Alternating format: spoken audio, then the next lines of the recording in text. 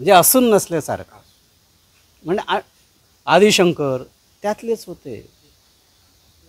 आपण वाद करतो, हे माझं धर्म आहे, हे मी ख्रिश्चन आहे, मोहम्मद पैगंबराने असं म्हटलेलं आहे, किंवा बुद्धाने असं म्हटलेलं आहे, आदिशंकराने असं आपलं वेदाने असं म्हटलेलं आहे. हे लोक भांडतात.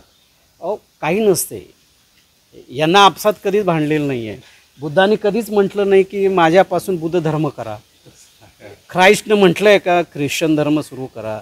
हे नंतरच्या लोकांनी हळूहळू लोकांनी धर्म बनवलं.